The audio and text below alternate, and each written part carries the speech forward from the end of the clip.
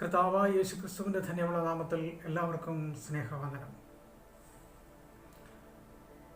സംഭവങ്ങൾ കൊണ്ട് നിറഞ്ഞതായ ഒരു ലോക ജീവിതത്തിൽ ഓരോ ദിവസവും നമ്മൾ ദൈവത്തിൽ ആശ്രയിക്കുകയും ദൈവം നമ്മുടെ ജീവിതത്തിലെ ആശ്രയമായി ഇരിക്കുകയും ചെയ്യുമ്പോൾ നമുക്ക് വളരെയധികമായ സന്തോഷമുണ്ട്. വളരെ പ്രത്യാശയോടുകൂടെ ഓരോ ദിവസവും പുലരുമ്പോൾ നമ്മുടെ എല്ലാ ജീവിതത്തിൽ വലിയ പ്രതീക്ഷയോടുകൂടിയാണ് നമ്മൾ ഓരോ ദിവസവും ഉണരുന്നത്. ഒരിക്കൽ ദാവീദ് ഇങ്ങനെ പറയുകയുണ്ടായി, രാത്രി യാമങ്ങളിൽ ഞാൻ ദൈവത്തോട് പ്രാർത്ഥിക്കും, സുഖമായിട്ട് ഞാൻ കിടന്നുറങ്ങും, പ്രഭാതത്തിൽ ഞാൻ നിന്റെ രൂപം കണ്ട് തൃപ്തനാകും. വളരെ മനോഹരമായിരിക്കുന്ന ഒരു സന്ദേശമാണ് അദ്ദേഹം നൽകിയത്. നമ്മുടെ ക്രിസ്തീയ ജീവിതത്തിൽ നമ്മൾ ഒരുപാട് പ്രതീക്ഷകളോടുകൂടെ ഒരുപാട് ചിന്തകളോടുകൂടെ നാം ഉണരുമ്പോൾ നമ്മുടെ ജീവിതത്തിൽ ഒരുപാട് പ്രതീക്ഷകൾക്കൊത്തവണ്ണം ഓരോ ദിനവും നമുക്ക് മുന്നോട്ട് പോകുവാൻ ആവശ്യമായ കൃപ ദൈവം നമുക്ക് നൽകട്ടെ എന്ന് പ്രാർത്ഥിക്കുന്നു. എല്ലാ പ്രിയപ്പെട്ടവരെയും ഓർത്ത് പ്രാർത്ഥിക്കുന്നു. ഞങ്ങളെല്ലാം ഓർത്ത് പ്രാർത്ഥിക്കുന്നുണ്ട്. ഓരോ ദിവസവും പ്രാർത്ഥനയിൽ വഹിച്ചുകൊണ്ട് മുന്നോട്ട് കടന്നു പോകുന്നു. അല്പസമയത്തെ ചിന്തകൾക്കായി ഒരു തിരുവചന ഭാഗം ശ്രദ്ധയിൽ കൊണ്ടുവരുവാൻ ആഗ്രഹിക്കുകയാണ്. അതിനാധാരമായി യോശുവയുടെ പുസ്തകം 5-ാം അധ്യായം 13-14 വാക്യങ്ങൾ നമുക്കെല്ലാവർക്കും വളരെ പരിചിതമായ ഒരു വേദഭാഗമാണ്.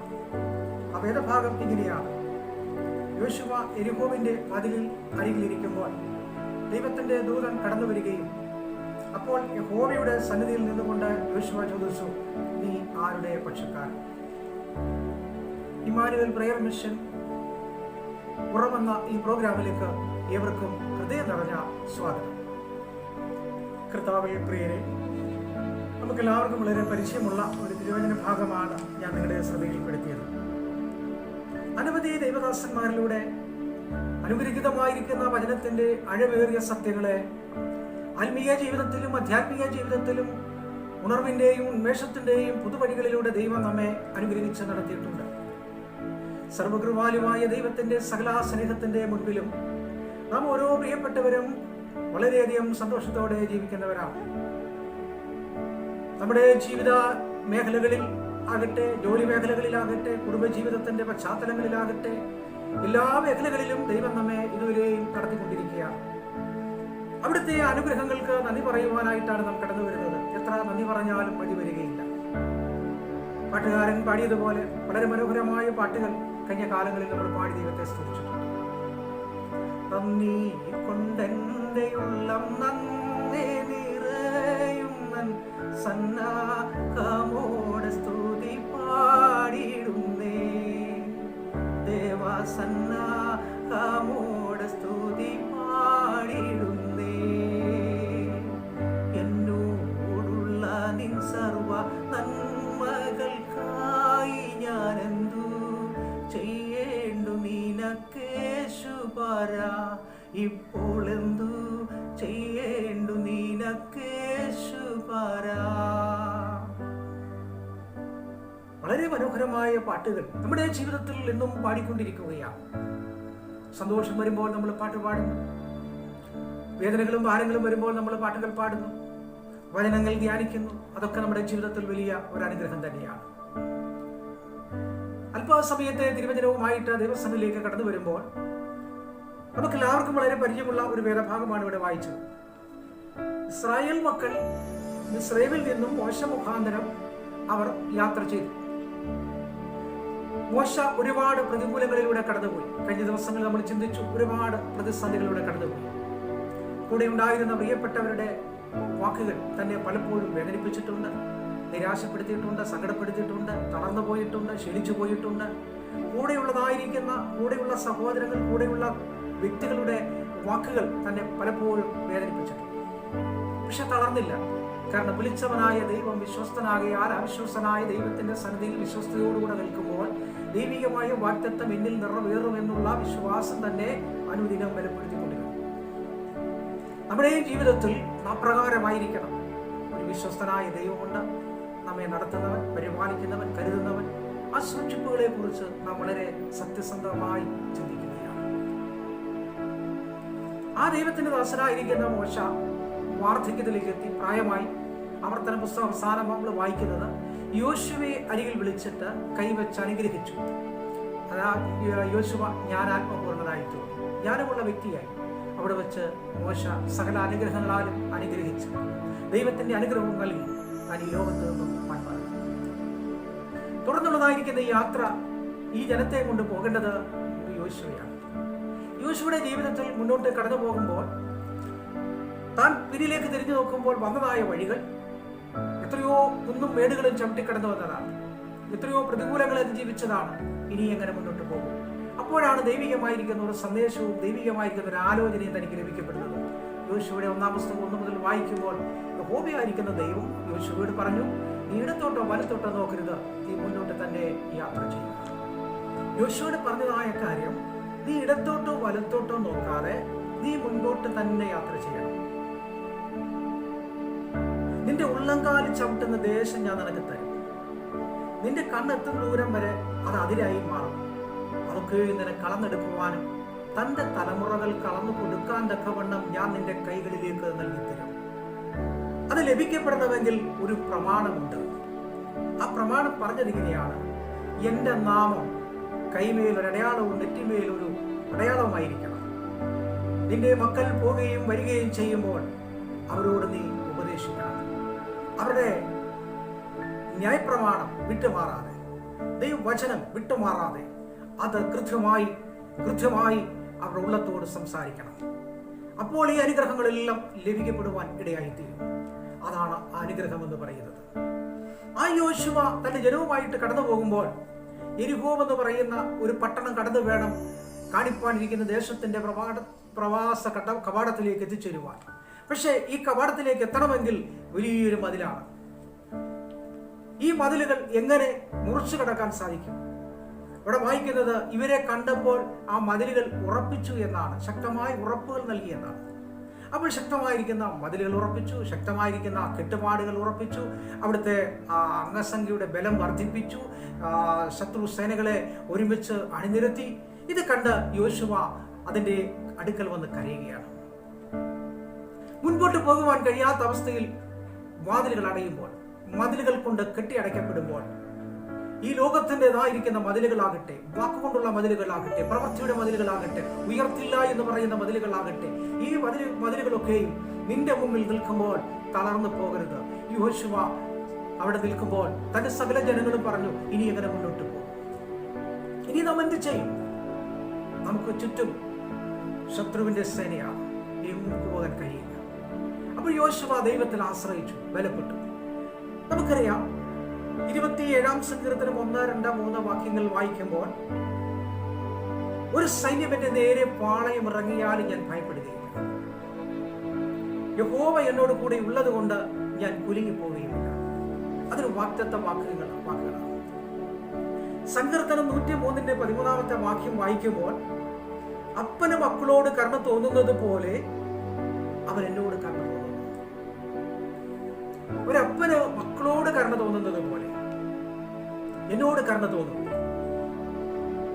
1-ാം സങ്കീർത്തനം 6-ാമത്തെ വാക്യം വായിക്കുമ്പോൾ, യഹോവ നീതിമാന്റെ വഴി അറിയുന്നു, ദുഷ്ടന്മാരുടെ വഴിയും അത് നാശകരമാകുന്നു. 1 കൊരിന്ത്യർ 15-18 വായിക്കുമ്പോൾ, പ്രിയ സഹോദരന്മാരെ, നിങ്ങൾ ഉറപ്പുള്ളവരും കുലുങ്ങാത്തവരും ആയിരിപ്പീൻ. അതാണ് പൗലോസ് പറയുന്നത്. എഫെസ്യ ലേഖനം 1-ാം അധ്യായം 4-ാമത്തെ വാക്യം വായിക്കുമ്പോൾ, നമ്മെ വിളിച്ചത് എന്തിനാണ്? ഒരു വാഗ്ദത്തത്തിന് വേണ്ടിയാണ്, ഒരു അനുഗ്രഹം വെച്ചിട്ടുണ്ട്. പൗലോസിനെ കുറിച്ച് പറയുന്നത്, അവന്റെ സന്നിധിയിൽ വിശുദ്ധരും നിഷ്കളങ്കരും ആകേണ്ടതിന് അവൻ മുൻപേ തിരഞ്ഞെടുത്തിരിക്കുന്നു, അവൻ മുൻപേ കണ്ടിരിക്കുന്നു. ദാവീദ് അത് പറയുന്നത് ഇങ്ങനെയാണ്, അമ്മയുടെ ഉദരത്തിൽ ഉരുവാകുന്നതിന് മുൻപേ യഹോവ എന്നെ കണ്ടിരുന്നു എന്ന്. നാം ആരായിരിക്കണം, നാം എങ്ങനെയായിരിക്കണം, നാം എങ്ങോട്ട് പോകണം, ഇതൊക്കെയും വ്യക്തമായിരിക്കുന്ന അറിവുകൾ ദൈവത്തിന്റെ സന്നിധിയിൽ ദൈവം മുൻകൂട്ടി തന്നെ നമ്മെ അറിയിച്ചിരിക്കുകയാണ്. അതുകൊണ്ട് നാം നിരാശപ്പെടേണ്ട കാര്യമില്ല. ഒരു വാഗ്ദത്തമുണ്ട്, ആ വാഗ്ദത്തത്തെ മുറുകെ പിടിക്കുക. അവിടെയാണ് നമുക്ക് അനുഗ്രഹം പ്രാപിക്കാൻ കഴിയുന്നത്. 34-ാം സങ്കീർത്തനം 4-ാമത്തെ വാക്യം വായിക്കുമ്പോൾ, ഞാൻ യഹോവയോടൊരു കാര്യം അപേക്ഷിച്ചു, അത് തന്നെ ഞാൻ ആഗ്രഹിക്കുന്നു. ഞാനൊരു കാര്യം ആഗ്രഹിക്കുന്നുണ്ട്, ഈ ആഗ്രഹവുമായിട്ടാണ് ഞാൻ വരുന്നത്, അതെനിക്ക് പ്രാപിക്കാൻ കഴിയണം. നാം നിരാശപ്പെട്ട ഇരിക്കുന്ന അവസ്ഥയല്ല. യോശുവ ഈ ദൈവികമായ വചനത്തിന്റെ ഉള്ളിൽ നിന്നുകൊണ്ട് ദൈവത്തിൽ ആശ്രയിച്ചു. യോശുവ ദൈവത്തിൽ ആശ്രയിച്ചു. അപ്പോഴാണ് ദൈവത്തിന്റെ സന്നിധിയിൽ കരയുമ്പോൾ ചില പ്രിയപ്പെട്ടവർ വന്ന് പറയുന്നു, നീ എന്തിനാണ് ഈ ജനത്തെയും കൊണ്ട് ഇനി മുന്നോട്ട് പോകുന്നത്? നമുക്ക് മതിലാണല്ലോ, ഇനി എങ്ങനെ മുന്നോട്ട് പോകാൻ കഴിയും? ഇനി നമുക്ക് എങ്ങനെ ആഗ്രഹിക്കുന്ന സ്ഥലത്തെത്താൻ കഴിയും? വളരെ പ്രയാസങ്ങൾ നിറഞ്ഞ വാക്കുകൾ തന്നെ നിരാശപ്പെടുത്തുന്ന അവസ്ഥയിലേക്ക് വന്നെങ്കിലും ദൈവത്തിന്റെ ദാസന് ഒരു വിശ്വാസമുണ്ടായിരുന്നു, ദൈവത്തിന്റെ ദാസന് ഒരു പ്രത്യാശ ഉണ്ടായിരുന്നു. ആ പ്രത്യാശ മുറുകെ പിടിക്കാനിടയായി തീർന്നു. അപ്പോൾ ആ പ്രത്യാശയാണ് തന്നെ ബലപ്പെടുത്തിയത്. പ്രത്യാശയോടിതാ ഭക്തരങ്ങുണരുന്നേ, വന്നുദിക്കും പൊന്നുഷസിൽ ഓർക്കും തോറും ദ്രമ്യം. പ്രത്യാശ ഉള്ളിൽ നിറഞ്ഞു നിൽക്കുന്ന ഒരവസ്ഥയായിരുന്നു. പ്രത്യാശ അത് പ്രതീക്ഷിക്കുന്ന ഒരു കാര്യമാണ്. ഇവിടെ ദൈവത്തിന്റെ ദാസനായ ഈ യോശുവ അവിടെ നിന്ന് കരയുകയാണ്, വീണ് കിടന്ന് കരയുകയാണ്, തളർന്നു കിടന്ന് കരയുകയാണ്. എങ്ങനെ മുന്നോട്ട് കടന്നു പോകും? എന്നെ കേൾക്കുന്ന സ്നേഹമുള്ള വിശ്വാസികൾ, പലപ്പോഴും നിങ്ങൾ കരഞ്ഞിട്ടുണ്ട്. വാതിലടഞ്ഞപ്പോൾ പലപ്പോഴും നിങ്ങൾ തളർന്നു പോയിട്ടുണ്ട്. പ്രശ്നം വന്നപ്പോൾ പലപ്പോഴും നിങ്ങൾ വീണു പോയിട്ടുണ്ട്. പ്രതികൂലം വന്നപ്പോൾ, ശത്രു നിങ്ങൾക്കെതിരെ കടന്നു വന്നപ്പോൾ, രോഗാതുരമായ അവസ്ഥ വന്നപ്പോൾ, എല്ലാവരും ഉപേക്ഷിക്കപ്പെട്ടപ്പോൾ, ഇനി എങ്ങനെ മുന്നോട്ട് പോകും? മുൻപിൽ വലിയ മതിലാണ്. യോശുവ അതാണ് പറഞ്ഞത്, ഞാൻ എങ്ങനെ മുന്നോട്ട് പോകും? അപ്പോഴാണ് ദൈവത്തിന്റെ ദൂതൻ യോശുവയുടെ അരികിലേക്ക് കടന്നു. നീ തളർന്നു പോയാലും നിന്റെ പക്ഷത്ത് നിന്നവരൊക്കെ നിന്നെ വിട്ടുപോയി. നിന്റെ ഒപ്പം നിന്നവർ നിന്നെ തള്ളിക്കളഞ്ഞു. അവര് നിന്നെ വെറുത്തു. അവർ നിന്നെ കുറിച്ച് കുറ്റം പറഞ്ഞു, അപവാദങ്ങൾ പറഞ്ഞു, വേദനിപ്പിച്ചു. വേദനയുടെ അനുഭവങ്ങളിലൂടെ നിന്നെ കൊണ്ടുപോയപ്പോൾ ദൈവത്തിന്റെ ദൂതൻ അവരേക്ക് കടന്നു വന്ന് പറഞ്ഞു, അവരൊക്കെ പൊക്കോട്ടെ, ഞാൻ നിന്റെ ഒപ്പമുണ്ട്. യോശുവ ചോദിച്ചു, നീ ആരാണ്? നീ ആരുടെ പക്ഷക്കാരനാണ്? അപ്പോൾ ദൈവത്തിന്റെ ദൂതൻ പറയാണ്, ഞാൻ നിന്റെ പക്ഷക്കാരൻ, നിന്റെ പക്ഷക്കാരൻ, നിന്റെ പക്ഷക്കാരൻ. Price the Lord. പ്രിയമുള്ളവരെ, എല്ലാവരും നാം തള്ളപ്പെട്ടാലും ഉപേക്ഷിക്കപ്പെട്ടാലും വീണുപോയാലും നമ്മെ സ്നേഹിക്കുവാനും കരുതുവാനും നമ്മെ സംരക്ഷിക്കുവാനും കഴിയുന്ന ദൈവികമായിരിക്കുന്ന ഒരാശ്രയം നമ്മളിലേക്ക് കടന്നു. അതാണ് ദൈവത്തിന്റെ വചനം പറയുന്നത്, ഞാൻ നിന്നോട് കൂടെയുണ്ട്. നീ കുലുങ്ങി പോകണ്ട, തളർന്നു പോകണ്ട. യോശുവ അവിടെ നിന്നിട്ട് ചോദിച്ചു, നീ ആരാണ്? അപ്പോൾ പറഞ്ഞത്, സ്വർഗത്തിന്റെ സേനാധിപതിയായിരിക്കുന്ന ദൂതനാണ് ഞാൻ.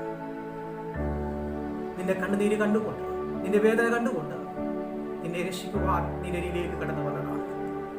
എന്നെ കേൾക്കുന്ന പ്രിയമുള്ളവരെ, ഒറ്റയ്ക്കാകുന്നു എന്ന് വിചാരിച്ച് ഭാരപ്പെടണ്ട. എല്ലാവരും ഒറ്റപ്പെടുത്തിയെന്ന് വിചാരിച്ചുകൊണ്ട് നിരാശപ്പെടണ്ട. അതുകൊണ്ട് ഭൂമി മാറിപ്പോയാലും, പർവ്വതങ്ങൾ കുലുങ്ങി സമുദ്രത്തിൽ വീണാലും, അതിലെ വെള്ളം വിരച്ചു കലങ്ങിയാലും എന്റെ ഹൃദയം ഭയപ്പെടുകയില്ല എന്ന് ദൈവത്തിന്റെ വചനം നമ്മെ പഠിപ്പിക്കുന്നു. ആ ദൈവികമായ വചനത്തിൽ നാം ശക്തമായി ഉറച്ചു നിൽക്കുക. ആ ദൈവത്തിന്റെ ദാസനായിരിക്കുന്ന യോശുവ ചോദിച്ചു, നീ ആരാണ്? ഞാൻ ദൈവത്തിന്റെ ദൂതൻ, നിന്റെ അരികിലേക്ക് വന്ന് നിന്നെ രക്ഷിക്കുവാൻ. ഒരു രക്ഷകനായി, വിടിവിക്കുന്നവനായി, സഹായിക്കുന്നവനായി യോശുവയുടെ അരികിലേക്ക് കടന്നു വന്നു. ആ പട്ടണം പിടിക്കുന്ന കാര്യത്തെക്കുറിച്ച് ഒരു സന്ദേശം പറഞ്ഞു. ആ പട്ടണം എങ്ങനെ പിടിക്കാൻ കഴിയും? ആ പട്ടണം പിടിച്ചെടുക്കണം. പക്ഷെ മതിലാണ്, എങ്ങനെ മുന്നോട്ട് പോകും? ആ ദൈവത്തിന്റെ ദൂതൻ ഇപ്രകാരമാണ് പറഞ്ഞത്. 6 ദിവസം പട്ടണം ചുറ്റണം. 6 ദിവസം നിങ്ങൾ പട്ടണം ചുറ്റണം. 7ാമത്തെ ദിവസം കയ്യിൽ കാഹളം പിടിച്ചുകൊണ്ട് ആർപ്പിടുമ്പോൾ പട്ടണം അതിൽ വീഴും. ദൈവത്തിന്റെ ദാസനായിരിക്കുന്ന യോശുവ ഇപ്രകാരം പറഞ്ഞു, ഞാനത് ചെയ്യാം. പ്രിയമുള്ളവരെ, ദൈവം വലിയ കാര്യമല്ല പറഞ്ഞത്, ചെറിയൊരു കാര്യമാണ്. അനുസരിക്കുന്നുവെങ്കിലേ നമുക്ക് അനുഗ്രഹം. ദൈവം നമുക്ക് തന്നിരിക്കുന്ന വാഗ്ദത്തം നമ്മുടെ ജീവിതത്തിൽ പ്രാപിക്കണമെങ്കിൽ നാം അനുസരണമുള്ളവരായിരിക്കണം, അനുസരിക്കുന്നവരായിരിക്കണം. അവിടെയാണ് അനുഗ്രഹം. യോശുവ അതുപോലെ അനുസരിച്ചു. മൂപ്പന്മാരും പുരോഹിതന്മാരും ദൈവത്തിന്റെ വെട്ടകം തോളിൽ വെച്ചുകൊണ്ട് പട്ടണത്തിന്റെ അടിയിലേക്ക് ചെന്ന് കാഹളം നീട്ടിയൂതിയപ്പോൾ പട്ടണത്തിന്റെ മതിൽ വീണു, ഒരു ഭൂമി കുലുക്കം. അവരെല്ലാവരും ആഗ്രഹിച്ചതുപോലെ പ്രവേശ കവാടം അവർക്കായി തുറക്കപ്പെട്ടു. നിന്റെ മുമ്പിൽ അടയപ്പെട്ടിരിക്കുന്ന വാതിലുകളുണ്ട്, മതിലുകൊണ്ട് കെട്ടിയടച്ച അനുഭവങ്ങളുണ്ട്. ഇനി നിന്നെ വിടുകില്ല എന്ന് പറഞ്ഞുകൊണ്ട് കെട്ടപ്പെട്ട അവസ്ഥയുണ്ട്.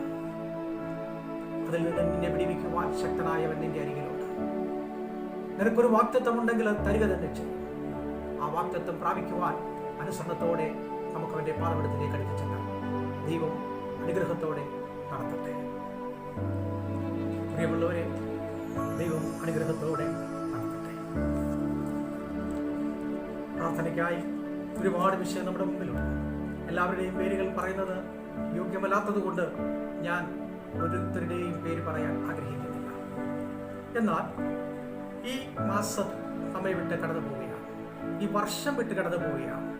പേമാരിയുടെ നടുവിലൂടെ, കോവിഡിന്റെ നടുവിലൂടെ നാം ഇതുവരെയും വന്നു. നമ്മുടെ ഭവനത്തെ, നമ്മുടെ കുഞ്ഞുങ്ങളെ അവിടെ എവിടെയായി ദൈവം കരുതി. ഈ സന്ദർഭത്തിൽ ഈ മാസം ജന്മദിനം ആഘോഷിക്കുന്നവരുണ്ട്. പല പ്രിയപ്പെട്ടവരും വിളിച്ചു പറയുകയും അതുപോലെ ആശംസകൾ അർപ്പിക്കുകയും ചെയ്തിട്ടുണ്ട്. അവരുടെ പേര് പറയാൻ ആഗ്രഹിക്കുന്നില്ല എങ്കിലും ജന്മദിനം ആഘോഷിക്കുന്നവരുണ്ട്. അവരെ ഓർത്ത് നമുക്ക് പ്രാർത്ഥിക്കാം. രോഗികളായി കഴിയുന്ന പ്രിയപ്പെട്ടവരുണ്ട്. ക്യാൻസറിന്റെ രോഗത്താൽ ഭാരപ്പെടുന്നവരുണ്ട്. ഡയാലിസിസ്, കിഡ്നി സംബന്ധമായ പ്രയാസങ്ങൾ ഉള്ളവരുണ്ട്. പല വിധത്തിലുള്ളതായിരിക്കുന്ന രോഗങ്ങളാൽ ഭാരപ്പെട്ട് കഴിയുന്ന അനേക പ്രിയപ്പെട്ടവരുണ്ട്. അവരെ ഓർത്ത് നമുക്ക് പ്രാർത്ഥിക്കാം. ഇപ്പോൾ പഠനം ഓൺലൈനിൽ കൂടിയാണ്. പഠിച്ചുകൊണ്ടിരിക്കുന്ന കുട്ടികളെ ഓർത്ത് നമുക്ക് പ്രാർത്ഥിക്കാം.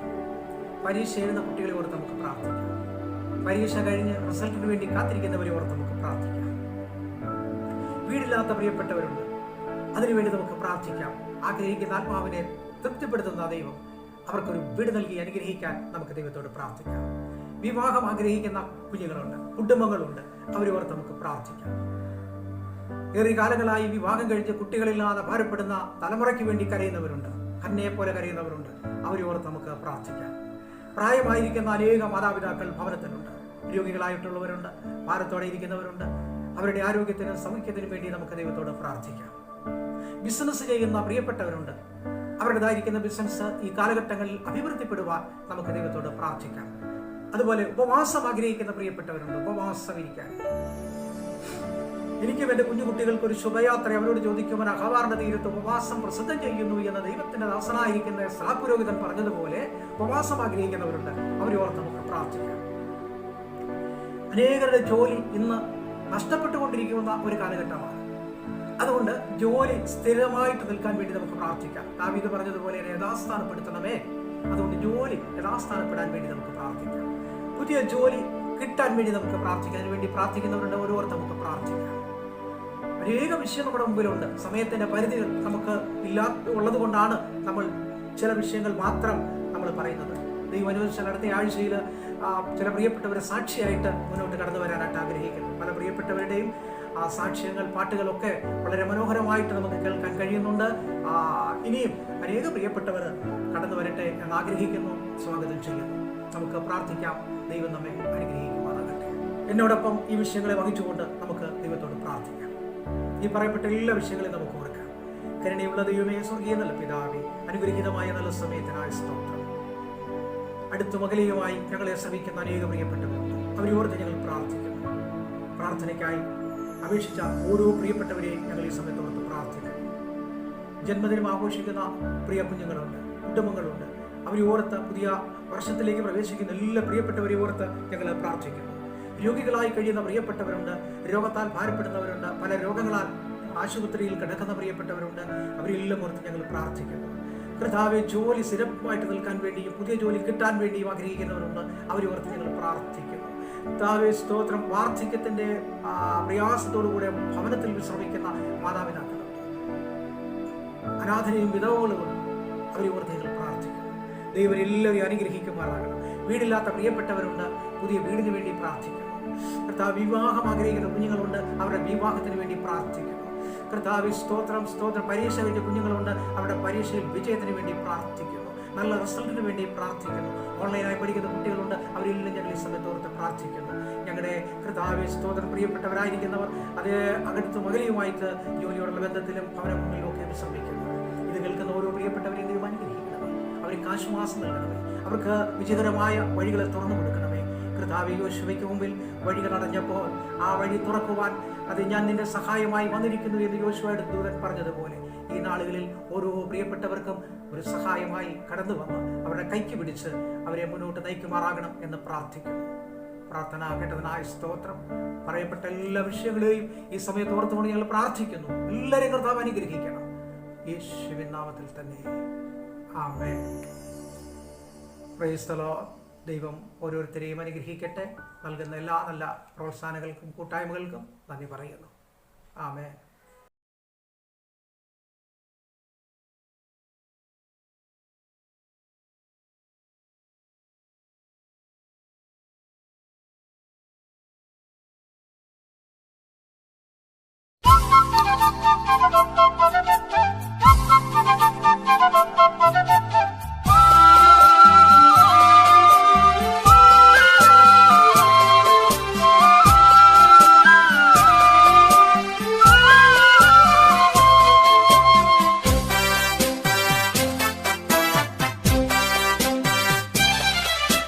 വന്ദനമേശുപര നിനക്കെന്നും വന്ദനമേശുപര, വന്ദനമേശുപര നിനക്കെന്നും വന്ദനമേശുപര.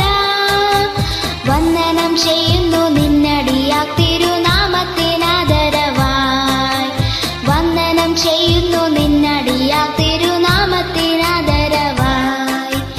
ഇന്നു നിൻ സന്നിധിയിൽ അടിയാർക്കു വന്നു ചേരുവതിനായി, ഇന്നു നിൻ സന്നിധിയിൽ അടിയാർക്കു വന്നു ചേരുവതിനായി. തന്നതിനുന്നതമാം കൃപയ്ക്ക് അഭിവന്ദനം ചെയ്തിടുന്നു, തന്നതിനുന്നതമാം കൃപയ്ക്ക് അഭിവന്ദനം ചെയ്തിടുന്നു.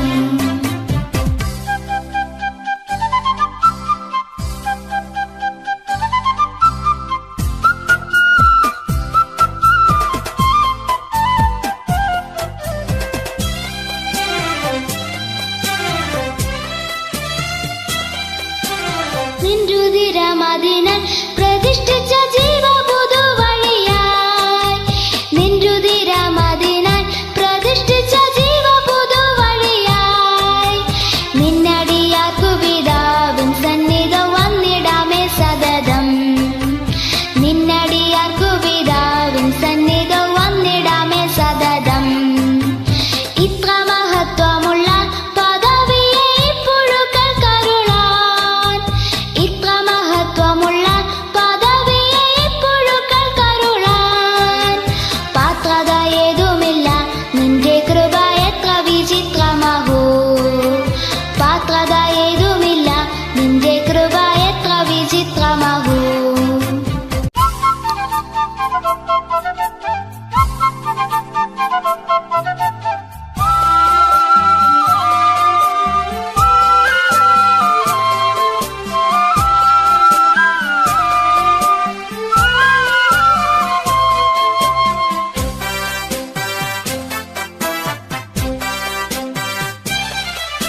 വനദൂതഗണങ്ങൾ മനോഹര ഗാനങ്ങളാൽ സതതം, വനദൂതഗണങ്ങൾ മനോഹര ഗാനങ്ങളാൽ സതതം. ഊനമന്യെ പുകഴ്ത്തി സ്തുതിക്കുന്ന വാനവനെ നിനക്ക്, ഊനമന്യെ പുകഴ്ത്തി സ്തുതിക്കുന്ന വാനവനെ നിനക്ക്. മന്നരിൽ മന്നവൻ നീ, മനുകുലത്തിനു രക്ഷകരൻ നീ, മന്നരിൽ മന്നവൻ നീ, മനുകുലത്തിനു രക്ഷകരൻ നീ. മിന്നും പ്രഭാവമുള്ളോൻ പിതാവിനു സന്നിധൻ നീയല്ലയോ, മിന്നും പ്രഭാവമുള്ളോൻ പിതാവിനു സന്നിധൻ നീയല്ലയോ. വന്ദനമേശുപര